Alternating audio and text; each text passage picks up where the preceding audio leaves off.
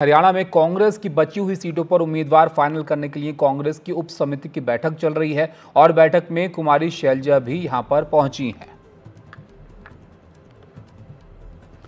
तो हरियाणा के विधानसभा चुनाव को लेकर जो तमाम पार्टियां हैं वो अब अपने उम्मीदवारों को तय करने में यहां पर लगी हुई हैं। बीजेपी की पहली लिस्ट के बाद आपने देखा किस तरह से वहां पर नाराजगी जो है वो देखने को मिली है। उधर कांग्रेस की भी यहां पर ये महत्वपूर्ण बैठक चल रही है। कांग्रेस की बची हुई सीटों पर उम्मीदवार फाइनल करने के लिए ये उप समिति की बैठक चल रही है और बैठक में कुमारी शैलजा भी यहाँ पर पहुंची हैं। प्रशांत हमारे सहयोगी हमारे साथ हैं। प्रशांत, बताइए इस बैठक से क्या जानकारी मिल रही है?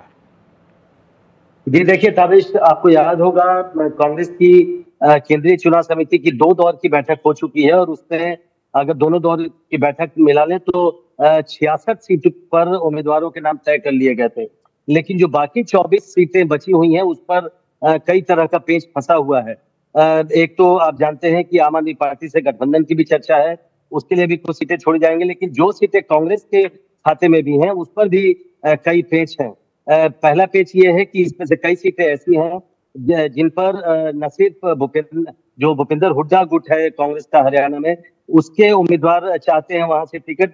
दूसरी तरफ जो कुमारी शैलजा या रणदीप सुरजेवाला के जो करीबी लोग हैं वो भी वहां से टिकट के दावेदार हैं। तो ऐसी सीटों पर नाम फाइनल करने के लिए उप समिति बनाई गई थी और उसी उप समिति की आज बैठक हो रही है। जो बाकी बची हुई सीटें हैं उन पर जो उम्मीदवार किसे उम्मीदवार बनाया जाए इस पर चर्चा की जा रही है। लेकिन सबसे महत्वपूर्ण यह है कि इस बैठक में कुमारी शैलजा और रणदीप सुरजेवाला को भी बुलाया गया है। आपने कुमारी शैलजा का नाम लिया, आपसे कुछ देर पहले रणदीप सुरजेवाला और कैप्टन अजय यादव भी वहां पहुंचे हैं। दोनों के आने का मतलब ये है कि ताबिश ये चर्चा बहुत जोर से है और कुमारी शैलजा ने तो एक तरह से अपनी इच्छा भी जताई है कि वो चाहती हैं कि चुनाव मैदान में उतरे। तो दोनों को बुलाया गया है इसलिए कि उनसे उनकी राय जानी जाए और क्या वो चुनाव लड़ना चाहते हैं, कहां से चुनाव लड़ना चाहते हैं, ये सब उनकी राय पूछी जाए।